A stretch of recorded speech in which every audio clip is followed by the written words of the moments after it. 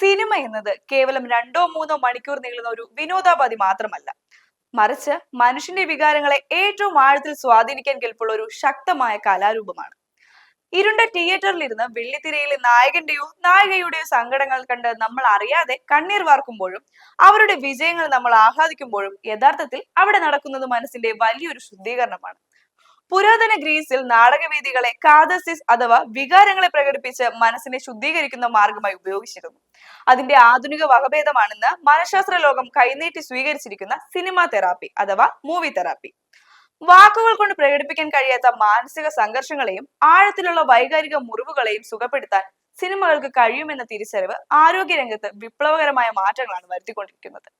American മനഃശാസ്ത്രജ്ഞനായ doctor Gary സോളമനാണ് ഈ ആശയത്തിൽ ഏറ്റവും കൂടുതൽ പ്രചാരം നൽകിയത്.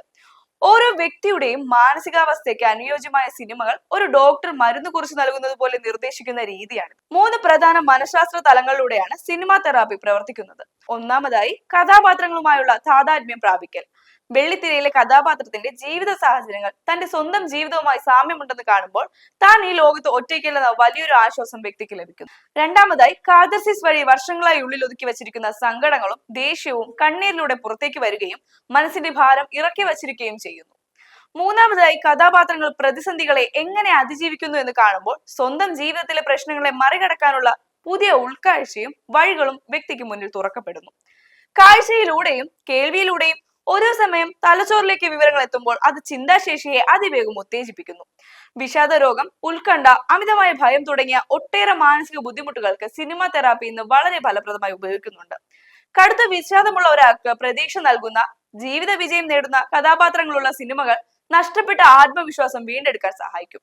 പ്രിയപ്പെട്ടവരുടെ മരണം മൂലമുണ്ടാകുന്ന തീവ്രമായ ദുഃഖം മറികടക്കാനും മദ്യപാനമോ മയക്കുമരുന്നോ പോലുള്ള ലഹരി വസ്തുക്കൾക്ക് അടിമപ്പെട്ടവരെ അതിൽ നിന്നും പിന്തിരിപ്പിക്കാനും സിനിമകളുടെ ശക്തമായ ആവിഷ്കാരങ്ങൾക്ക് സാധിക്കാറുണ്ട്.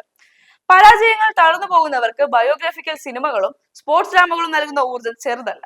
വ്യക്തിബന്ധങ്ങളിലെയും ദാമ്പത്യ ജീവിതത്തിലെയും വിള്ളലുകൾ പരിഹരിക്കാൻ പോലും കപ്പിൾസ് തെറാപ്പിയുടെ ഭാഗമായി മാനസികാരോഗ്യ വിദഗ്ധർ എന്ന പ്രത്യേക സിനിമകൾ നിർദ്ദേശിക്കാറുണ്ട്.